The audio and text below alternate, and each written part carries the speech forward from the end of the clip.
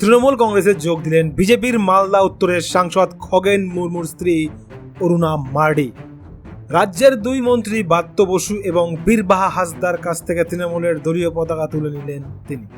যোগ দিয়ে তিনি বলছেন, মমতা বন্দ্যোপাধ্যায় এবং অভিষেক বন্দ্যোপাধ্যায়ের কাজে অনুপ্রাণিত হয়ে রাজ্যের শাসক দলে নাম লেখালেন।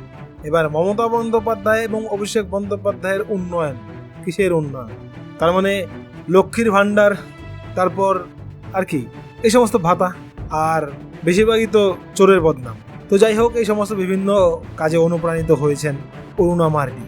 এই অরুণা মার্ডি এবং খগেন মুর্মুরা কিন্তু সিপিআইএম থেকে এসেছেন, বিজেপিতে এসেছেন। এই যে অরুণা মার্ডি বিজেপির বিভিন্ন পদেও রয়েছেন, খগেন মুর্মু সাংসদ।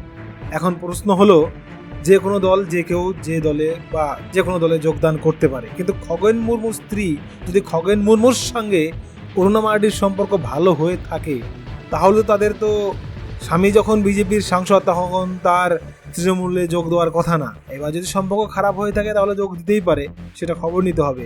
আর দ্বিতীয় কথা, হয়তো বড় অঙ্কের পয়সার ডিল হয়েছে, তা না হলে তো এইভাবে হয় না। হয়তো তৃণমূলের কাছ থেকে প্রচুর টাকা পেয়েছেন, তা না হলে অরুণা মার্ডির তো কমসে কম বিজেপি ছেড়ে তৃণমূলে যাওয়ার কথা না। সাধারণ কর্মী হলে সেটা ঠিক ছিল, তাহলে কেন পাল্টি মারল? নিশ্চয়ই কোনো বড় ডিল, তা না হলে সম্মান সবই তো আছে।